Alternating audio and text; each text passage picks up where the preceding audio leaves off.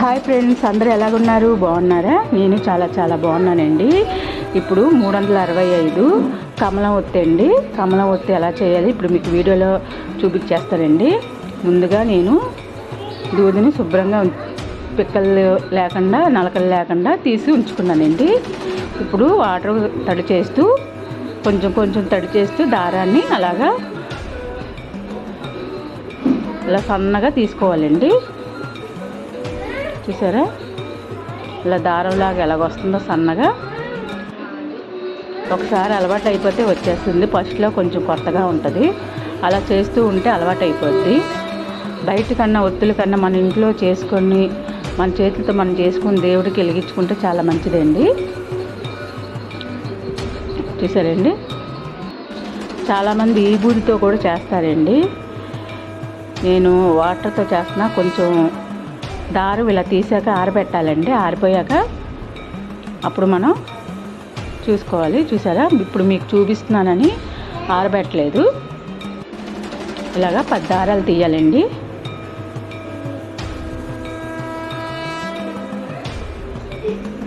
చూసారా, ఇలాగా 10 దారాలు తీయాలి.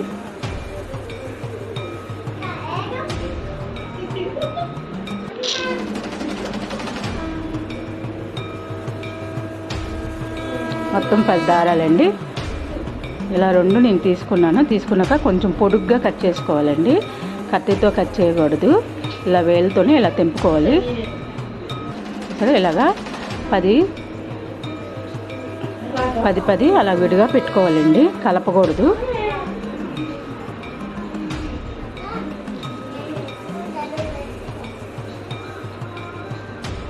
సరే, ఇప్పుడు 10 అయినాయి.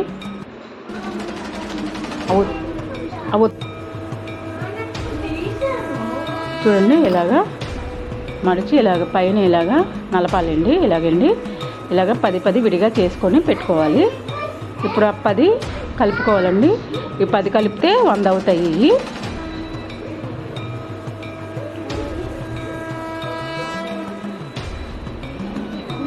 10 కలిపితే 100 అవుతాయండి.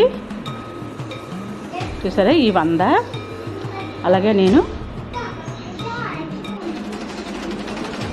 వేసించుకున్నానండి. ఈ 100, ఇదొక 100, ఇదొక 100, ఈ 65 మొత్తం కలిపితే 365. ఇప్పుడు వీటి మొత్తాన్ని కలుపుకోవాలండి. ఈ 365 కమలం ఒత్తి అంటారండి దీన్ని. చూసారా, ఇప్పుడు కొంచెం విడిగా దూది ఉంటుంది కదా, ఆ దూది తీసుకొని మొత్తాన్ని కలిపి పెట్టేవాళ్ళండి. చూసారా, ఆ దూది తీసుకొని మొత్తం ఇలాగా కలిపి పెట్టుకోవాలండి. ఇంతే ఫ్రెండ్స్, కమలం ఒత్తు రెడీ అయిపోయింది. అంత ఈజీగా చేసుకోవచ్చండి. చూసారా, కమలం ఒత్తు. ఇంతే ఫ్రెండ్స్, ఈ వీడియో కనుక మీకు నచ్చినట్టయితే లైక్ చేయండి, షేర్ చేయండి, సబ్స్క్రైబ్ చేసుకోండి. బాయ్.